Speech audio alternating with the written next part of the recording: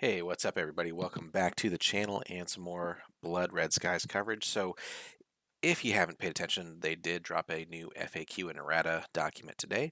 So, what we're going to do over the next couple of videos here, we're going to break it up into shorter videos just because it's like another 9-page document and probably would end up being a little bit long in all, one video. So, today we're going to take a look at the first section just because that covers about the first 2 pages. So, that's going to cover action deck and trait card questions. And of course, love your comments in response to any of these things that are brought up here. And in case anything was unclear, certainly we can figure all that stuff out just in case. But also, again, worth looking at some of these things and just seeing how things were defined and or changed or, again, clarified here. So the first question in the document was, is the action deck built as the player wishes or shuffled before play begins? So answer here, the deck is built with all the relevant cards, so theater, or ace cards, for example, affecting deployment, are removed and played during the deployment phase. Then the remaining cards in the action deck are shuffled before the first draw. Makes sense, and I feel like a lot of people were probably already doing that.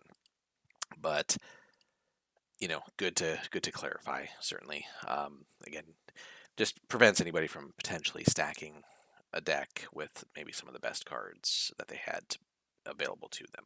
So very simple. All right, next up, action cards. Is there a reason that the backs are different when we shuffle them together? I would figure that the ace cards and the action cards would carry a same back, so there isn't the ability to know what's coming. Answer here, it's imagined that under normal circumstances you'll be cycling through cards in your hand pretty fast, so knowing what you'll get off the top of the deck is not that big of a factor, and more than balanced by your opponent being able to see it, see what you have in your hand. So, for example, theater and doctrine cards have different backs too. So if you find it off-putting, some players do use card sleeves with paper inserts to blank those off, and I think there might even be some card sleeves that are opaque and don't show you the back. So if you feel like it's an issue, certainly that's a simple solution, either finding a way to cover that up with sleeves or some other mechanism for that. But again, in this game, it's not that big of a deal knowing what's there. So again, both players have access to that. All right. So far, nothing controversial. Does the vulnerable trait for the 0 apply every time someone shoots at them, or is it a card that I can choose to play to get a new card in my hand? So pretty simple here. All negative trait cards, in other words, red cards, are in play all the time, right? So it doesn't make sense that it would be anything else than that, right? The plane has either positive or negative or both types of characteristics. Those are going to be in effect 24/7, basically, right? While the plane is alive and active. So yeah, that's kind of a no-brainer there. But again, apparently needs to be clarified. All right, moving on. Is the Agile positive trait card for multi-engine aircraft placed into the action deck like other trait cards? No. So just like trait cards, red cards, or sorry, just like negative trait cards, red cards, positive trait cards like Agile are in play all the time. So again, also good to define. Um, I know that was an issue, I think initially, but good to have that again clarified and make sure that people aren't confused there. So, all right, next up. If you have a card like Bad Weather, does it mean every squadron starts with a boom chit, or is it the player's choice? So the card states that all squadrons start with a boom chit. So this is, I don't know, I guess people just not apparently reading what the card does, right? Pretty self-explanatory, right? If the card says do something, then do it. Deep Pockets card. My plane is hit. Do I play the card as soon as it's hit, or do I wait until after the dodge roll? So, this is a pretty good question to clarify. So, Deep Pockets is played when the squadron receives the boom chit. You get hit, the squadron takes the boom chit, although typo in the FAQ here. Then you play the Deep Pockets card. Your dodge is different as the dodge avoids the result of the hit on the target plane, not the squadron. So, yeah. So let's read that one more time, right? Um, so with Deep Pockets, my plane is hit. Do I play the card as soon as it's hit, or do I wait until after the dodge, right? So Deep Pockets is played when you receive the boom chit. So very specific there. You get hit, the squadron takes a boom chit, then you immediately play the Deep Pockets card, right? Dodge is different, as the dodge avoids the result of the hit on the target plane, not the squadron. All right. Then, if a plane is hit while disadvantaged and fails its dodge, you'll have 2 boom chits. This is further clarifying some things. One for being hit, another for being shot down. If Deep Pockets is played when hit and you still fail the dodge, you'll have taken only 1 boom chit from losing the airplane, though. So, of course, it sucks to lose the airplane, but taking 1 less boom chit can make a difference too. So, as it says here, also the wording makes it clear it is applied when the squadron takes a boom chit. So, the restriction of 1 card per plane per turn does not apply. So, good clarification there. I think that was something that definitely people were confused on. How does the robust trait card work? Robust is played as a reaction to a robust plane being attacked. Kind of makes sense. It means you subtract 1 firepower dice when shooting at the plane. No dice are lost from any pilot skill. So, makes sense there. Nice to clarify.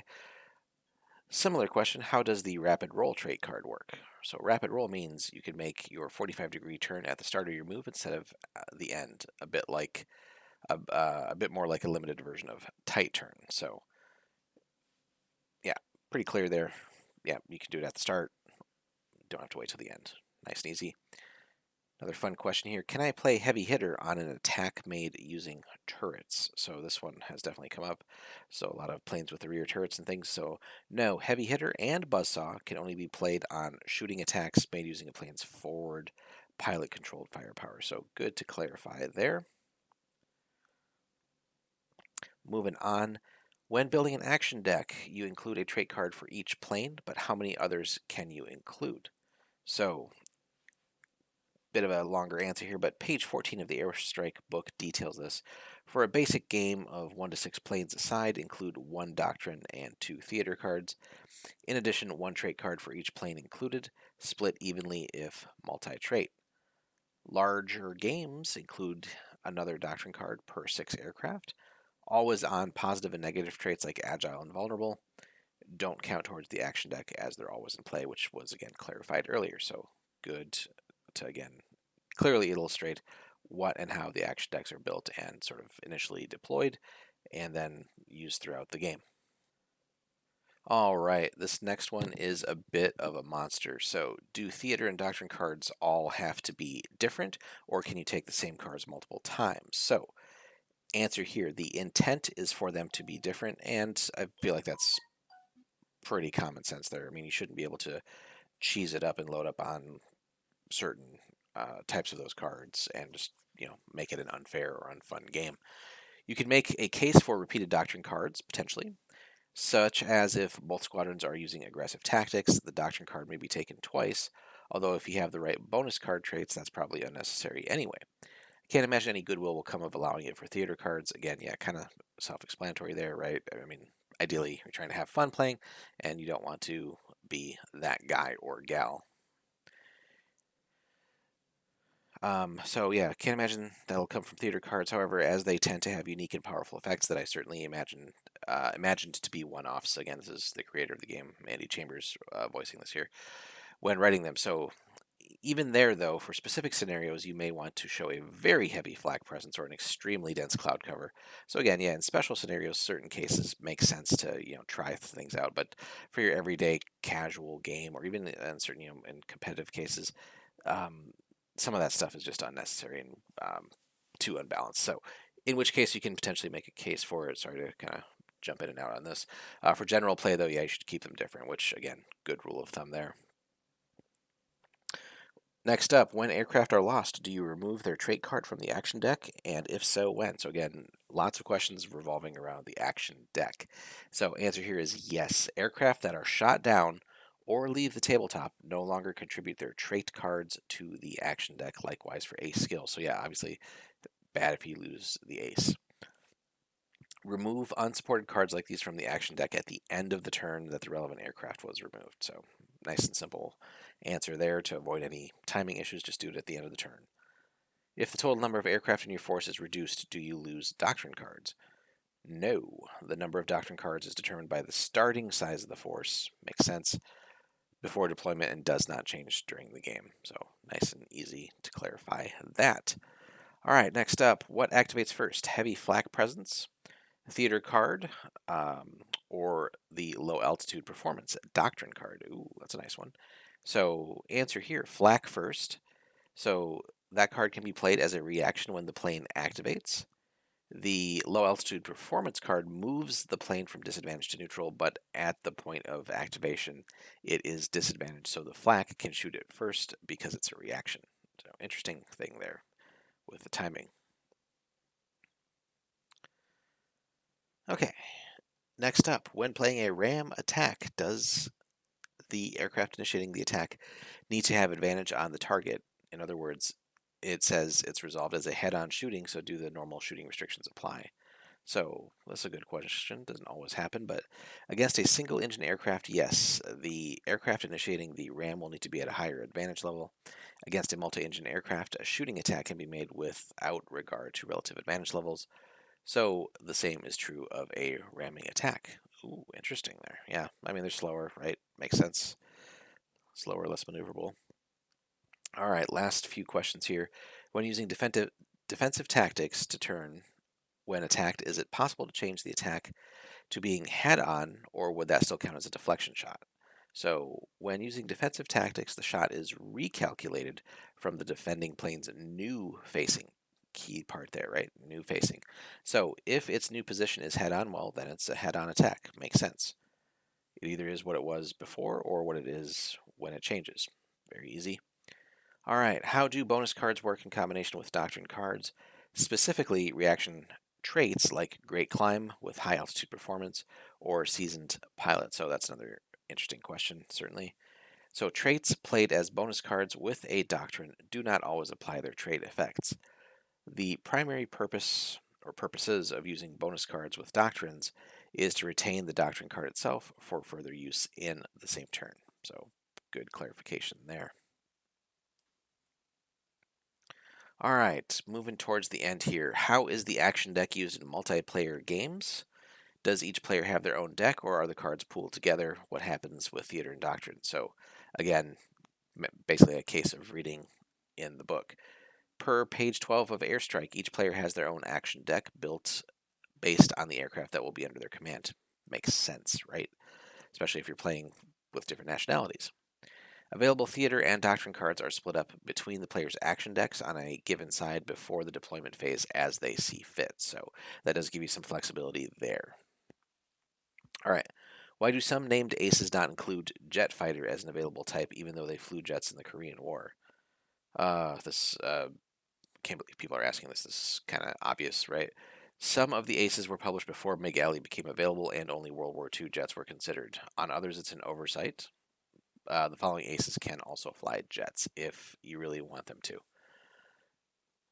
But again, if you're moving into Korean War things, obviously things available planes and things are going to be different there. But I think this is more for some of those situations where if you do want some of your Western, but also maybe Axis aces being able to fly those, they potentially could. So the following basically can also now fly jets for those who really want them. So Edgar Johnny Johnson, Pappy Boyington, of course, and Gabby Gabreski, and then also Wolfgang Schenk or Bombo Schenk. So that's actually pretty cool there. So get to plop him into an ME-262 if you want. Okay, and then the very last question of this section. Are ACE skills tied to specific pilots, or can they be played on any Pilot 5 aircraft? So ACE skills are assigned to specific pilots before deployment begins, and with exception of support skills like Mother Hen, can only be played on the ACE they are assigned to. So good clarification, but also tends to make sense. So guys, that is the first part of the FAQ. Like I said, we're going to have a couple more videos of this just to break it up so that these aren't overly long. But again, this is the first section covering the action deck and trait cards. Let us know if you found anything interesting there or if that answered some questions that you might have had on the game. And hopefully, I think this is all pretty clearly defined here, certainly since it's the creator of the game answering these. So I think, aside from some just kind of common sense things where reading, is fundamental, some of these are still good questions though, where concerning like the timing and some of the more trickier things in the game. So that's always good. Just with again with a game with multiple moving pieces like that, always good to define when and how things happen. Just because again, it probably wasn't always the clearest in the initial book printings, even in the expansion. So let us know what you think in the comments, guys. Like and subscribe as always, and be on the lookout for more as we will cover this over the next few videos. Take care.